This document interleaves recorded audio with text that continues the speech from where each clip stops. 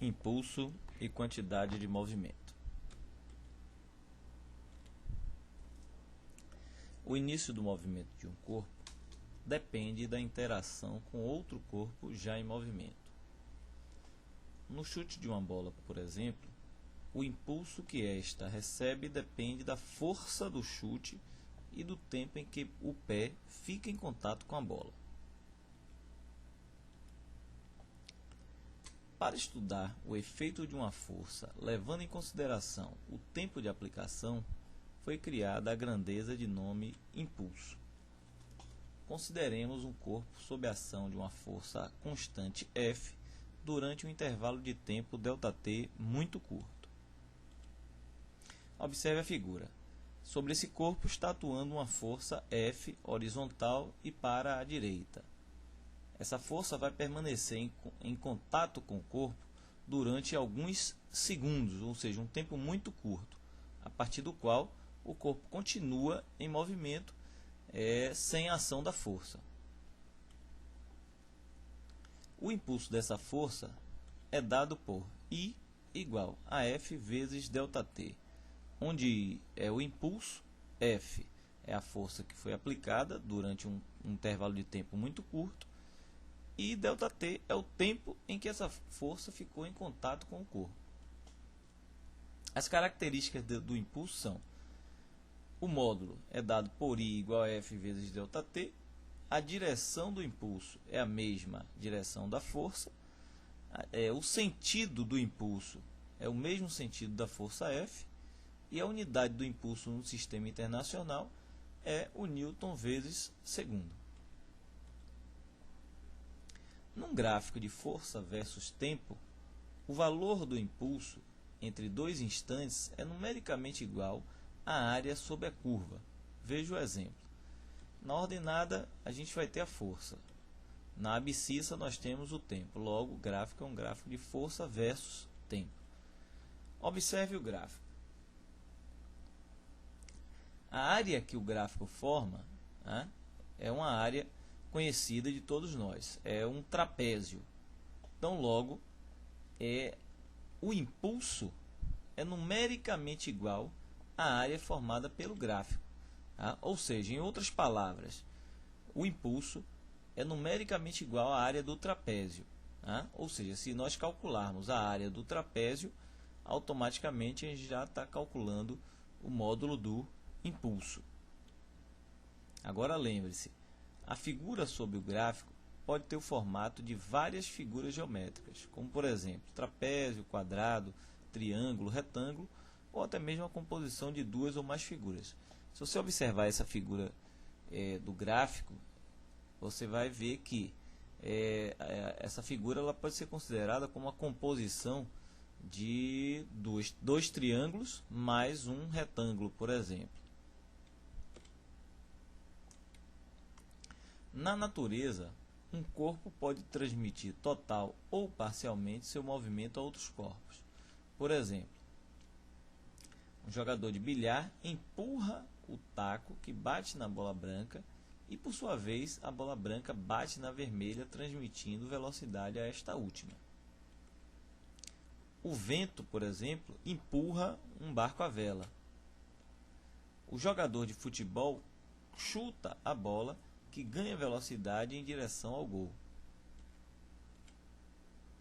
A pergunta é a seguinte: existem regras que permitem calcular a velocidade, a direção e o sentido do movimento de um corpo ao receber um impulso de um outro corpo? Certamente que sim. Vamos, portanto, estudar a grandeza física que mede o movimento ou a quantidade de movimento de um corpo. Para tanto, considere os exemplos a seguir. É mais fácil, por exemplo, parar uma bicicleta do que um caminhão em movimento quando ambos possuem a mesma velocidade, porque o caminhão tem massa maior do que a bicicleta. Um projétil disparado por uma arma, por exemplo, penetra com maior profundidade numa madeira do que se fosse lançado manualmente, porque a velocidade do projétil, quando ela é lançada por uma arma, é muito maior do que a velocidade de um projétil quando lançado manualmente. Os exemplos anteriores mostram a necessidade de se definir uma grandeza física que relacione a massa de um corpo com a sua velocidade, para poder caracterizar o estado de movimento desse corpo. Essa grandeza física é denominada quantidade de movimento e nós vamos representar pela letra Q maiúscula. Consideremos um ponto material de massa m e velocidade v. Observe a figura. Define-se como quantidade de movimento desse ponto material a grandeza vetorial Q igual a m vezes v, onde Q é a quantidade de movimento e v é a velocidade e m é a massa. Podemos observar o seguinte, que a quantidade de movimento ela é diretamente proporcional à massa e à velocidade. Isso significa que quanto maior a massa, maior a quantidade de movimento. Quanto menor a massa, menor a quantidade de movimento. O raciocínio é válido para a velocidade. Quanto maior a velocidade, maior vai ser a quantidade de movimento desse corpo. Quanto menor a velocidade, menor a quantidade de movimento desse corpo. As características do vetor quantidade de movimento são as seguintes. A intensidade ou módulo é dado através da expressão Q igual a m vezes v. A direção do vetor quantidade de movimento é a mesma da velocidade. No caso acima, a direção é horizontal. O sentido do vetor quantidade de movimento é o mesmo sentido da velocidade, que no caso acima é da esquerda para a direita. Conservação da quantidade de movimento linear. Vamos supor que um meteorito de massa m percorra uma região distante do espaço com velocidade VO em relação a um determinado referencial e nenhuma força externa haja sobre ele. O meteorito é, portanto, um sistema isolado, cuja quantidade de movimento vale fazer um parêntese com relação a esse sistema isolado. Nós consideramos o sistema isolado aquele sistema cujas forças externas são desprezíveis. Por exemplo, a força de atração gravitacional. Observe a figura. Você tem um meteorito de uma massa m com uma velocidade v0 inicial. Logo, ele possui uma quantidade de movimento inicial, que é dada pela expressão Q0 igual a m vezes v0. Num determinado instante, por algum processo interno, o meteorito explode em 3 fragmentos de massas m1, m2 e m3, que passam a se deslocar com velocidades v1, v2 e v3. Como não há forças externas, o conjunto desses 3 fragmentos também é um sistema isolado, cuja quantidade de movimento é. Observe a figura. Então, depois da explosão, o meteorito se dividiu em 3 fragmentos, cada um com a sua massa, cada um com a sua velocidade. Logo, cada pedaço vai ter a sua quantidade de movimento, que é dada pela expressão seguinte. A quantidade de movimento do sistema, ou seja, dos 3 meteoritos juntos, dos 3 fragmentos de meteoritos, é igual a m1v1, que é a quantidade de movimento do meteorito 1, mais m2v2, que é a quantidade de movimento do fragmento 2, e mais m3v3, que é a quantidade de movimento do fragmento 3.